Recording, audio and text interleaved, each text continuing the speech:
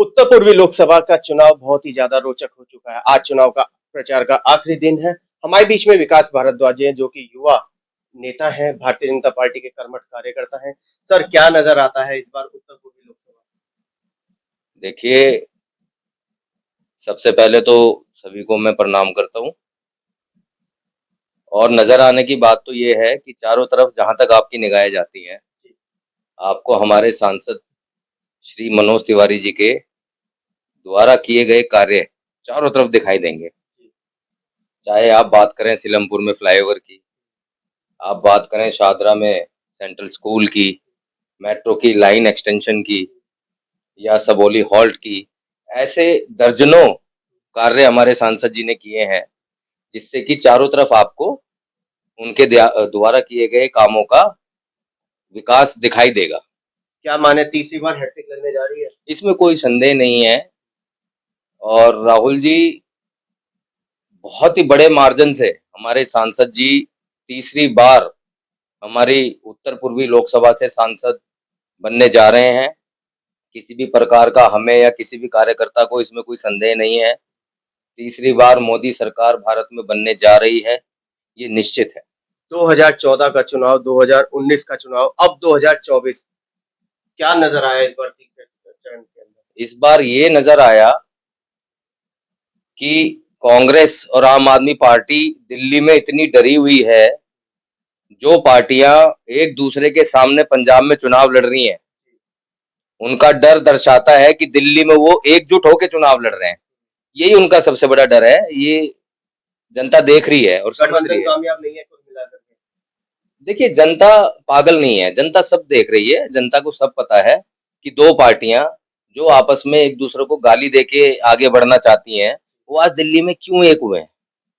डरे हुए हैं। नौजवानों की बात करें तो तैयार है इस बार? नौजवान बिल्कुल तय कर चुका है कि नरेंद्र मोदी जी ही तीसरी बार प्रधानमंत्री बनेंगे। आम जो जनता है उसकी जुबान पे ये बात साफ आपको सुनने को मिलेगी। बाकी कुछ लोग हैं जो अपनी राजनीतिक रोटियां सेकने के लिए भ्रम की स्थिति पैदा कर रहे हैं, उससे कोई फर्क नहीं पड़ता है। हमारी जीत निश्चित है। रोहतास नगर विधानसभा तैयार है? बिल्कुल पूर्णतः तैयार है। और हमारी लोकसभा में सबसे ज्यादा मार्जिन से हम हमारे विधायक जी के नेतृत्व में, श्री जितेंद्र महाजन जी के नेतृत्व में, हम सारे कार्यकर्ता इस बात का बिल्कुल आपको भरोसा दिलाते हैं कि सबसे ज्यादा मार्जिन से अगर जीतेंगे तो हमारी विधानसभा रोहतास नगर विधानसभा से जीतेंगे। ये आप देख लीजिएगा। सांसद मनोज तिवारी ने पिछले कार्यकाल के मुकाबले इस बार क्या रोहतास नगर विधानसभा को दिया? देखिए, ये तो बहुत सारी चीजें हैं। आप देखो, आप सेंट्रल पार्क हमारा जो LIG MIG का है वो जाके देख लो। ओपन हमारा जिम है। बिल्कुल ओपन जिम है और बीच में वो ध्वज और उसका पूरा देख रेख काम। एक दो काम मैं बताता हूँ। दूसरा, सेंट्रल स्कूल आपके सामने बिल्कुल अपनी क्लियर विधानसभा है। में और जगह जगह, वेलकम झील का हाँ भी जी, निर्माण। झील का निर्माण हुआ है, हाई मास्ट लाइटें हैं, बहुत सारे अनेकों कार्य हैं।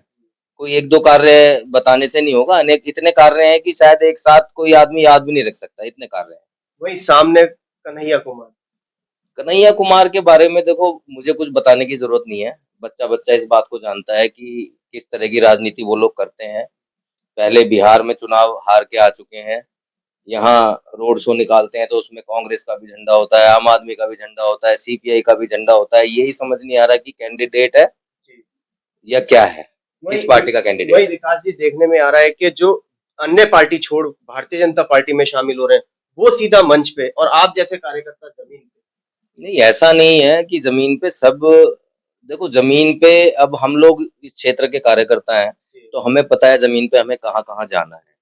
और लेकिन कोई, असली कार्यकर्ता पिछले पायदान पे खड़ा है, जो कल आया है वो सीधा मंच पे है। देखो ये कार्यकर्ता, एक नई राजनीति की शुरुआत हुई है। ऐसा नहीं है, इसको आप दूसरे तरीके से देखिए कि कार्यकर्ता तो मंच पे चढ़ता ही नहीं है। कार्यकर्ता तो क्षेत्र में कार्य कर रहा है। और जो भाई हमारी पार्टी की नीति से प्रभावित होके हमारे पास आए हैं, तो उनको सम्मान देना भी हमारा धर्म है।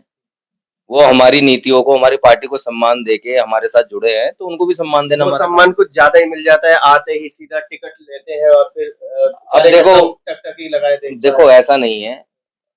सबको पता है कि भाजपा एक ऐसी पार्टी है जो काम के आधार पे टिकट देती है।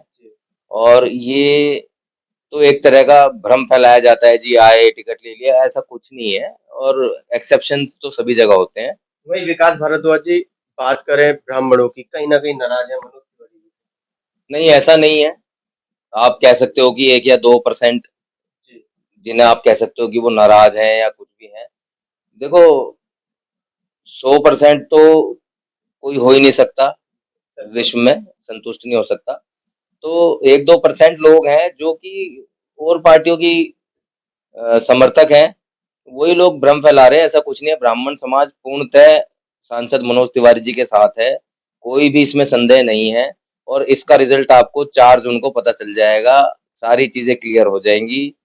भारी अंतर से, लाखों के अंतर से, 5 लाख तक के अंतर से हम लोग जीत दर्ज करेंगे अपनी लोकसभा में, आप देखिएगा, सब उड़ जाएगा। वही विकास भारद्वाज जी, कल ही एक पोस्टर निकला है, जो राम को लाए हैं हम उनको लाएंगे, पूरी लोकसभा में लगा पड़ा है दीवारों पे।